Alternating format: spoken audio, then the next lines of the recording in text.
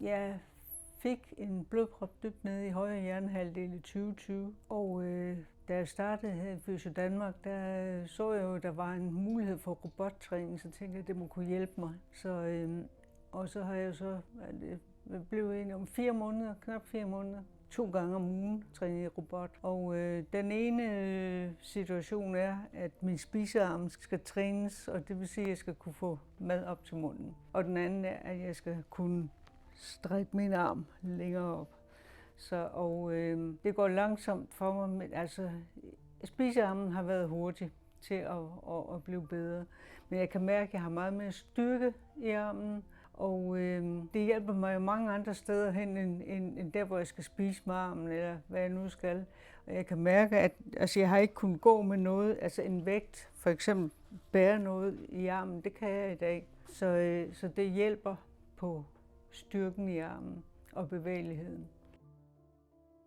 Ja, jeg vil godt anbefale andre at prøve at få robottræningen, og faktisk er jeg i en gruppe, hvor vi har en hjerneskadecafé, og jeg har anbefalet, at dem, der eventuelt havde behov, at de lige skulle prøve at se, om ikke det var noget for dem.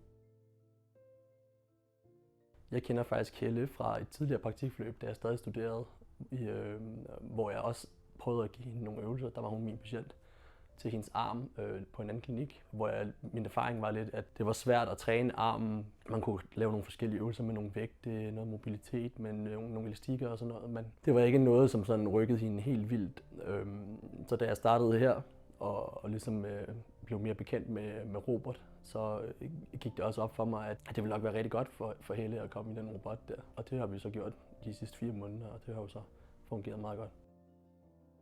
Så med Helle, der prøver vi at koble robottræningen ind, sådan, så det ligesom bliver en del af hendes allerede neurologiske forløb, hun har hos os. Så hun træner meget selv, fordi hun er meget selvstændig. Og så her prøver vi ligesom at give hende nogle funktionelle bevægelser i robot, så hun laver blandt andet sådan en, jeg kalder den nå noget op på øverste hylde, eller spisearmen, som vi kalder den. Så den er også meget funktionel i forhold til, at hun skal kunne bruge sin arm til for eksempel at spise eller drikke eller hvad som helst. Så det er ligesom de funktionelle ting, vi prøver at arbejde ind, så hun kan lave en hel masse gentagelser her, som ligesom kan styrke hendes arm i hverdagen og også kobles på hendes normale neurologiske genoptræning, når hun træner styrketræning i maskinerne eller hvad hun nu laver.